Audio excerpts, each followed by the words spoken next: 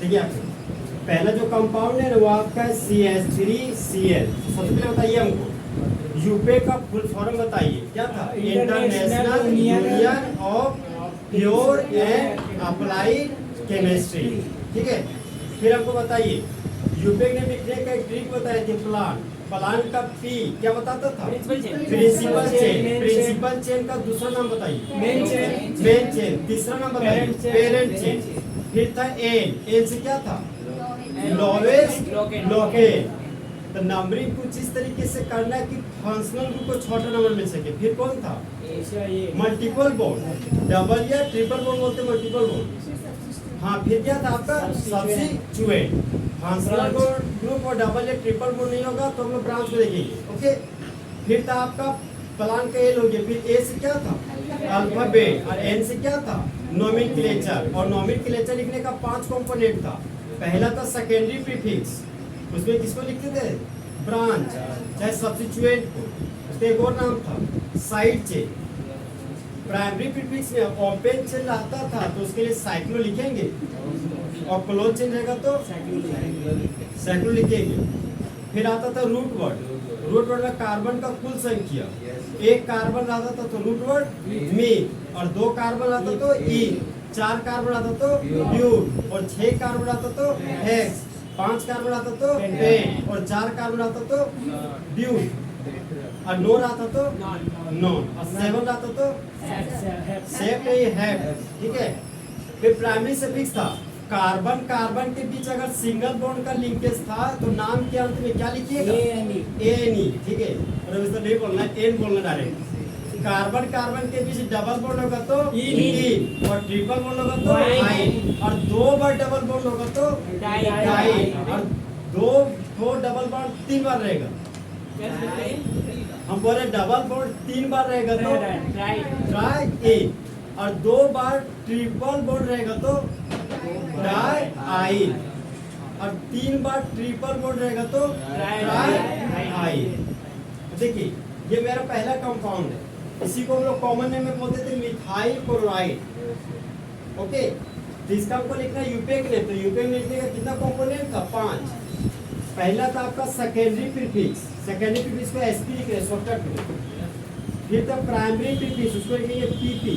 फिर root word को लिखेंगे आरडब्ल्यू, और फिर था आपका प्राइमरी सफिक्स, और एक था आपका सेकेंडरी सफिक्स। जब कभी भी ब्रांच को लिखेंगे ना नंबर के साथ, मतलब टिक मारे, मतलब जब लिखेंगे उसका पोजीशन नंबर लिखेंगे। ठीक है, फिर प्राइमरी सफिक्स को जब लिखेंगे पोजीशन नंबर लिखना पड़ेगा। कंडीशन है कि सिंगल बॉन्ड रहेगा तो उसके लिए डबल या ट्रिपल बॉन्ड होगा तब पोजीशन नंबर को यूज करेंगे। ओके, फिर सेकेंडरी सफिक्स में फंक्शनल ग्रुप को लिखेंगे। तो जो चैप्टर हम लोग पढ़ रहे हैं ना हेलो एल्केन, हम बोले थे हेलो फ्लूरो क्लोरो ब्रोमो आइडो, ये हमेशा ब्रांच के जैसे बिहेव करता है। ये ब्रांच के जैसे बिहेव करता है तो इसको तो यहाँ लिखेंगे, ये फंक्शनल ग्रुप के रूप में तो आएगा नहीं कभी। तो इसका मतलब जो चैप्टर हमारा हेलो एल्केन है ना, तो हेलो एल्केन में कभी भी फंक्शनल ग्रुप का जिक्र होगा ही। तो होगा कब? आपका जब नेक्स्ट चैप्टर एल्कोहल का आएगा ना, तब से फंक्शनल ग्रुप का यूज होना चालू हो जाएगा। ठीक है, तो उस समय जो फंक्शनल ग्रुप पर टेबल लिखा देंगे। ठीक है, देखिए दोस्तों बताइए, सबसे पहले प्लांट का पी प्रिंसिपल चेन खोजना है। तो प्रिंसिपल चेन तो एक ही कार्बन का है, प्रिंसिपल चेन एक कार्बन का है, तो यहाँ पे 1 लिख दिए। अब ये देखिए प्रिंसिपल चेन हो गया मेरा एक कार्बन का। अब ये प्रिंसिपल चेन से बाहर चला गया तो ये बन गया मेरा ब्रांच। तो Cl को ब्रांच के रूप में क्या बोलते थे? क्लोरो। ठीक है, अब सेकेंडरी प्रीफिक्स में हम लोग ब्रांच का नाम लिखते हैं। तो क्लोरो कहाँ पे है? 1 नंबर पे, तो 1 पर क्लोरो है, तो यहाँ पर लिख दिए 1 क्लोरो। अब बताइए ये ओपन चेन है कि क्लोज चेन? ओपन चेन है, तो ओपन चेन है तो प्राइमरी प्रीफिक्स में कुछ भी नहीं लिखेंगे।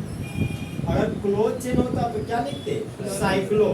ठीक है, फिर रूट वर्ड है कार्बन का कुल संख्या। तो एक कार्बन है तो एक कार्बन के लिए रूट वर्ड क्या लिखिएगा? मीन। तो यहाँ पर लिख दिए हम मीन।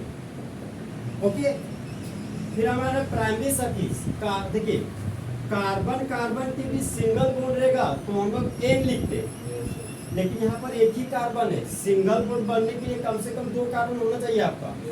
तो एक ही कार्बन है तो क्या कीजिएगा, इसी हालत में छोड़ के तो नहीं आ जाएगा। जब एक कार्बन रहेगा तो उसके लिए हमेशा एन ही लिखिएगा। ओके, तो प्राइमरी सफिक्स के लिए यहाँ पर लिखिए एन। अब बताइए दोस्त, क्या यहाँ पे अल्कोहल फंक्शनल ग्रुप इस कंपाउंड में लगा हुआ है क्या? नहीं। Amine functional group, aldehyde, ketone, carboxylic acid, नहीं।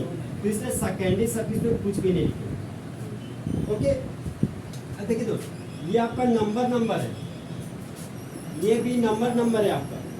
तो नंबर रहेगा ना तो बोलिएगा आओ, नंबर रहेगा तो आओ, मतलब कॉमा का यूज करेंगे, समझे?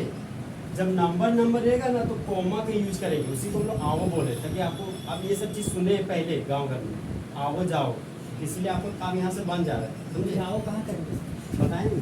फिर यहाँ पे अगर मान लिया अल्फाबेट रहा था तो अल्फाबेट रहेगा तो बोलिएगा आओ, मतलब कैन बी यूज कॉमा। अब देखिए, ये नंबर है और ये आपका अल्फाबेट है, तो जब नंबर और अल्फाबेट रहेगा ना तो बोलिएगा जाओ चाहे दूर हटो, यहाँ पे हाइफन का यूज करेंगे, ठीक है? अब देखिए, जब भी नाम लिखिएगा दोस्त, प्लान का सारा फॉर्मेट पहले यूज कीजिएगा, उसके बाद ये 5 कॉम्पोनेंट, एक भी यूपीएक में आपका किताब को कभी भी आप गलत नहीं बना पाइएगा। कंडीशन है कि जो चीज़ आप सिखाते जा रहे हो उस चीज़ को फॉलो करना पड़ेगा। अब प्लान बोले देखने, अब प्लान देखने नहीं किया, तुरंत 5 कॉम्पोनेंट छाप दिए, अब कोशिश करें कि लिखे लेंगे, गड़बड़ा जाइएगा, समझे? बहुत बार सही भी लिख लीजिएगा, बहुत बार फंस जाइएगा चीज़ों में। ओके, तो आप देखिए, ये तो हो गया मेरा, ये नंबर, ये अल्फाबेट है, तो यहाँ पर लगा दिए हाइफन। अब क्या करेंगे, इस 5 कंपोनेंट को मिलाकर लिख देंगे। यहाँ पे 1 क्लोरो है, यहाँ पर लिख दिया 1 क्लोरो। अब देखिए, यहाँ पे कुछ नहीं है, फिर मीथ है, तो यहाँ पर लिख देंगे हम लोग मीथ। फिर यहाँ पे एन लगा हुआ है, तो यहाँ पर लिख दिए एन, और ये नंबर और अल्फाबेट है, तो यहाँ पर लगा दिए हाइफन। तो इस कंपाउंड का यूपीएक नेम हो गया 1 क्लोरोमीथेन। आया समझ में? हाँ। SPPPRW क्या है सर? आप कल नहीं आई थी क्या? SP है सेकेंडरी प्रीफिक्स, सेकेंडरी प्रीफिक्स है, ये प्राइमरी प्रीफिक्स, ये रूट वर्ड, ये प्राइमरी सफिक्स और ये सेकेंडरी सफिक्स। ओके, कंफ्यूज नहीं करना इसमें, तो भी इजी है। देखिए देखिए